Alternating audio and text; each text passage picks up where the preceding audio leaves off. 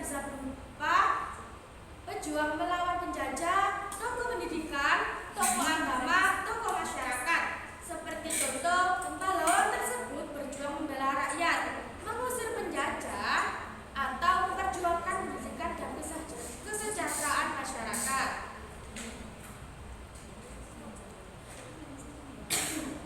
Sejarah perjuangan pahlawan.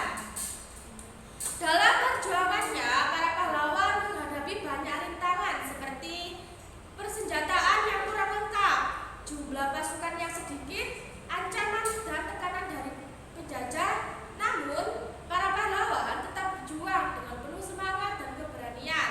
Mereka mengajak rakyat untuk bersatu dan tidak takut untuk melawan ketidakadilannya.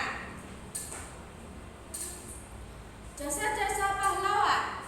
Berkat perjuangan, para pahlawan daerah dapat terbebas dari penjajahan. Rakyat menjadi lebih berani melawan penindasan, persatuan dan semangat kebangsaan semakin kuat. Kemerdekaan Indonesia dapat tercapai. Jasa para pahlawan sangat besar dan harus kita hargai. Nilai-nilai perjuangan pahlawan. Dari perjuangan para pahlawan, kita dapat mengambil banyak nilai positif, antara lain, apa Mbak Fahira? Iya, Bu. Nilai-nilai perjuangan pahlawan. Semangat juang. Iya, pinter apa lagi?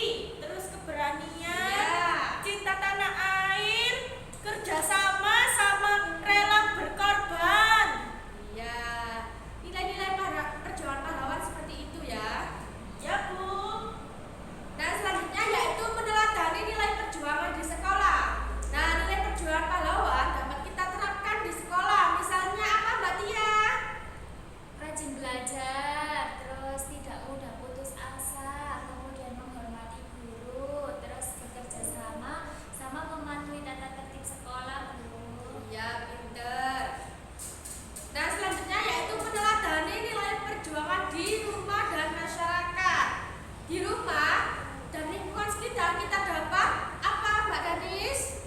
Membantu orang tua, Ya, menjaga kebersihan lingkungan, ya, pinter. mengikuti kerja bakti, terus bersifat sopan pada tetangga dan juga saling tolong menolong. Nah, itu bentuk nilai perjuangan di rumah dan masyarakat. Pinter banget.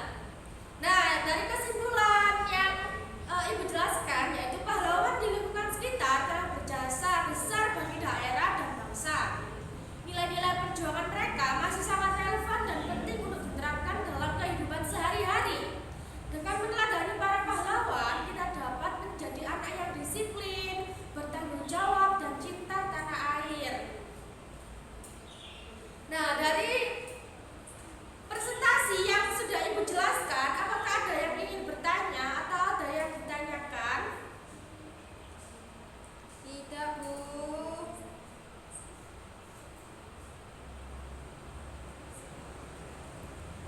Nah, baik. Berarti kalau tidak ada ditanyakan, kalian semua sudah paham. Sekarang Ibu akan membagikan lembar kerja peserta didik. Nah, di sini kalian akan mengisi lembar kerja peserta didik.